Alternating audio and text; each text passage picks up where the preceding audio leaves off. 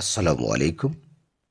সম্মানিত অভিভাবকবৃন্দ এবং পঞ্চম শ্রেণীর শিক্ষার্থী বন্ধুরা, তৃতীয় শুভেচ্ছা গোল্ডেন ম্যাথ এডুকেশনের পক্ষ থেকে।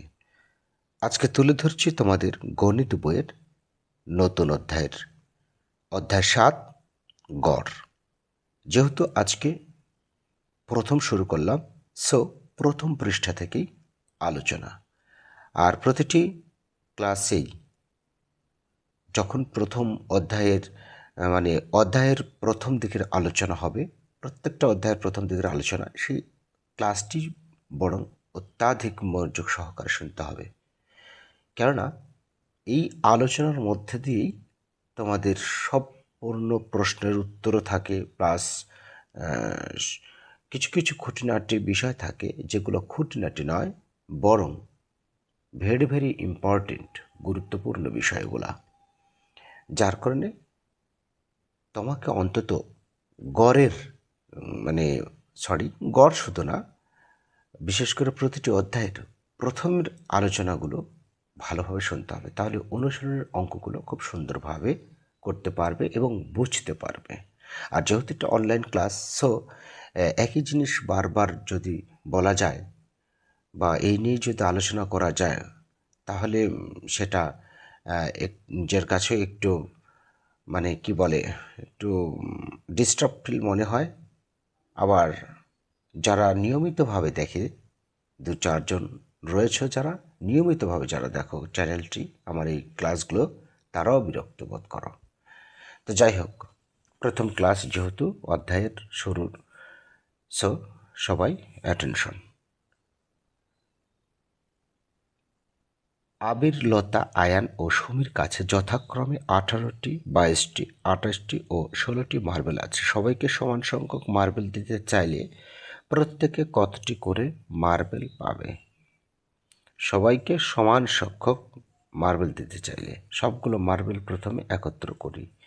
দেখো রাফি কি বলেছে, সবগুলো মার্বেল প্রথমে একত্র করি, অর্থাৎ এই যে 18টি 22টি এগুলো একত্র করতে বলেছে। আবার কত সুন্দরভাবে এখানে আবার চিত্র দিয়ে বুঝিয়ে দিয়েছে।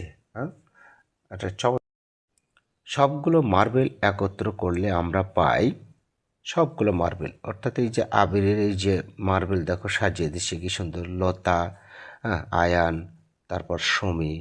ঠিক আছে, বুঝতে পেরেছো কি তুমি? আচ্ছা, সুমি, বুঝতে পেরেছো কি তুমি? যদি সুমি নামে যদি কেউ থেকে থাকো, তাহলে তোমাকেই বলছি, তোমারও কিন্তু 16টি মার্বেল আছে। তো তোমার 16, আবিরের আছে 18, এগুলো সবগুলো যোগ করতে হবে। তারপর হচ্ছে 22টি, তারপর 28, তারপর 16, এই সবগুলো যোগ করছি আমরা। তো যোগ করি 8, 6, 14, 15, 16, 3 8 24, 4 হাতে 2, 3 2 5, 2 7, 2 9 আর 1 10, 104টি। আবির্লতা, আয়ান, সুমি, এখানে বুঝে গেছো যে 4 জন, সো 4 দ্বারা ভাগ 104কে, তাই এখানে 104 আছে। তাহলে আমরা জানি 100কে হয় 25 আর 4টাকে 4 জন, তার মানে 26। ওকে, এই হচ্ছে বিষয়। এখানে একটি কথা বলছে, যেহেতু 4 জনকে সমান সংখ্যক মার্বেল দিতে হবে, তাই মোট মার্বেলের সংখ্যাকে 4 দিয়ে ভাগ করতে পারি। এবার নিচে একটি কথা আছে, সমজাতীয় উপাত্তের মানগুলোর যোগফলকে উপাত্তের সংখ্যা দ্বারা ভাগ করলে গড় পাওয়া যাবে। সো গড়ের সূত্রটা হচ্ছে গড় সমান সমজাতীয় উপাত্তের মানগুলোর যোগফল ভাগ উপাত্তের সংখ্যা। তাহলে এই সূত্রটা মনে রাখতে হবে। এখন সমজাতীয় উপাত্তের মানগুলোর যোগফল ভাগ উপাত্তের সংখ্যা। ওকে, আচ্ছা, সমজাতীয় বলতে বুঝেছি একই জাতীয়, যেমন এখানে মার্বেল নিয়ে কথা বলেছি, সো প্রত্যেকের মার্বেলের। ওকে, আচ্ছা, তারপরে পরের পৃষ্ঠাতে আমরা চলে আসলাম। পরের পৃষ্ঠায় খালি ঘর পূরণ করি আছে। তো খালি ঘর পূরণ করব, অবশ্যই খালি ঘর পূরণ করব। 5, 8, 6, 9, 6 ও 8 এর গড় কত? এখানে উত্তর দেওয়া আছে 5 যোগ 8, অর্থাৎ এই সবগুলো সংখ্যার, এই যে বললে সবগুলো সংখ্যার যোগফল হবে 8 ফার্স্ট, তাই সবগুলো সংখ্যার আগে যোগ করেছে কত? 42। তাহলে এই 42কে ভাগ দিতে হবে কত? 6 দ্বারা, কেননা 6টা সংখ্যা যোগ করেছে তাই 6 দ্বারা, তাহলে 6 7 42। এরপর 7, 9, 5, 0, 5, 11, 6, 12 ও 8 এর গড় কত? এগুলো সবগুলো যোগ করতে হবে। তো যোগ করলে কত হয় আমরা মুখে মুখে একটু হিসাব করে যাই। 12 আর 8 20। যদি ভুল হয়ে থাকে তাহলে এক্সট্রিমলি সরি। 12 আর 8 20, 26, 26, 26, 27, 37, 37, 5 42, 42, 42, 47, 48, 49, 50, 56,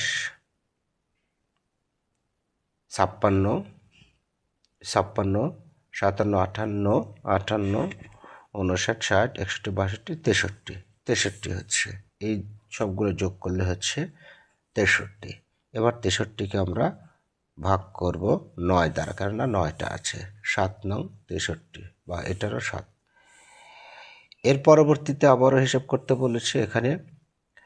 আমি আবার একবারে হিসাব করছি, আচ্ছা একবারে করবো না এবার। 5, 9 আর 5 14, 14, 14 আর 9 14, 15, 16, 17, 18, 19, 20, 21, 22, 23, 23, 23, 24, 25, 26, 26, 31, 31, 38, 38, 46, 46, 47, 48, 48-এর 8, হাতে থাকে 4, একে 5, 5, 6, 6, 7, 7, 8, 8, 9, 9 রেখে 10, 108। কত দ্বারা ভাগ করতে হবে? 1, 2, 3, 4, 5, 6, 7, 8, 9। 9 দ্বারা ভাগ কি হবে? 9 দ্বারা ভাগ করতে হবে। তো 9 1-কে 9 একবার যাবে, আর 1 থাকবে, 18 হবে। 9 2 18, হ্যাঁ। তার মানে 9 2 18, 8, 9-কে 9 রেখে 10, হ্যাঁ। 9 দিয়ে ভাগ করা যাচ্ছে, 12 হচ্ছে। ওকে, আচ্ছা এবার 2 নম্বর কি বলেছে দেখো, নিচের সংখ্যাগুলোর গড় নির্ণয় করি। তো এই যে এইদিকে গড় নির্ণয় করেছে কি করে? সবগুলো সংখ্যার যোগফল করে যতগুলো সংখ্যা তত দ্বারা ভাগ। তো এখানে সবগুলো একই রকমের কয়টা সংখ্যা আছে সবগুলো যোগ করব। সবগুলো যোগ করার পরে আবার কতগুলো সংখ্যা যোগ করলাম সেই সংখ্যা দ্বারা ভাগ করব। আমি একটি করে দেবো, সেটা হচ্ছে 4 নম্বরটা করে দেবো। ঠিক আছে, বাকিগুলো তোমরা নিজেরা করবে এবং নিজেরাই উত্তরগুলো কমেন্টে জানিয়ে দিবে। ঠিক আছে, তা 4 নম্বরটা আমি করছি। এখানে 17, 16, 20, 19, 15, 21। সুতরাং সরাসরিভাবে তোমরা লিখবে যে সংখ্যাগুলোর সমাধানটা লিখে নেবে। সংখ্যাগুলোর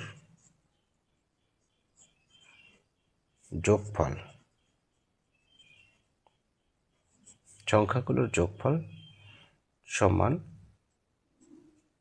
এবার সবগুলো যোগ করো। 17 যোগ 16 যোগ 20 যোগ 19 যোগ 15 যোগ 21, সবগুলো যোগ করব। তো যোগ করলে হচ্ছে তোমার 108। অতএব গড়, ঠিক আছে। এখানে আরেকটা বিষয়, সংখ্যাগুলোর যোগফল এত, আরেকটা বিষয় লিখতে পারো, এটা হচ্ছে মানে একেবারে গল্পের মতো। সেটা হচ্ছে কি, সংখ্যাগুলোর যোগফল এত হচ্ছে মোট সংখ্যা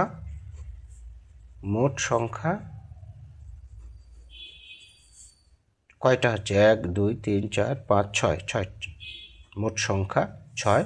অতএব গড় সমান 108 ভাগ 6। খুব চমৎকার নিয়ম এটা হবে। তাহলে 6-কে 6, 48 হলো 6 8 48, 18, এত। ওকে, অতএব গড় সমান 18। যেহেতু অতএব এখানে লিখেছি, আর কোনো কিছু না লিখলেও নম্বর পেয়ে যাবে তোমরা। আশা করি বুঝতে পেরেছো গড়টা কীভাবে বের করতে হবে। এর পরবর্তীতে আমরা এখানে আরও কিছু জিনিস রয়েছে, একটু লক্ষ্য করি। 3টি ঝুড়ি আমের সংখ্যার গড় 25। প্রথম 2টি ঝুড়িতে আম রয়েছে 18টি এবং 21টি। প্রথম 2টা ঝুড়িতে একটাতে আছে 18টি, অন্যতে রয়েছে 21টি। তৃতীয় ঝুড়ির আমের সংখ্যা কত? এই সংখ্যাটা এখানে করে দেওয়া আছে, কিন্তু এটা কিন্তু ভেরি ভেরি ইম্পর্টেন্ট একটা অঙ্ক। সো তোমরা যেভাবে বের করবে এভাবে বের করবে, ঠিক আছে। প্রথমে 3টি ঝুড়ির আমের সংখ্যার গড় 25, অতএব 3টি ঝুড়িতে মোট আম আছে, তখন এভাবে লিখবে, এই যে 3টি ঝুড়ির মোট আমের সংখ্যা 25 গুণ 3, বাস 3 25 75। ঠিক আছে। এই যে এরপর এটা লেখা আছে ধাপ ধাপ, এই ধাপের এই কথাগুলো বোল্ড কথাগুলো লিখতে হবে না। তারপর লিখবে কি, 2টি ঝুড়িতে আম রয়েছে, এই যে 2টি ঝুড়িতে আমের সংখ্যা, এই দুটো যোগ করবে, 18 যোগ কত 21। তাহলে 18 আর 21, 21-এর একটা দাও 19 হবে, তার মানে 39। 20 40 হচ্ছে না। আচ্ছা, এর পরবর্তীতে এখন এবার 3টি ঝুড়ির মোট আমের সংখ্যা থেকে 2টি ঝুড়ির মোট আমের সংখ্যা বিয়োগ দিতে হবে।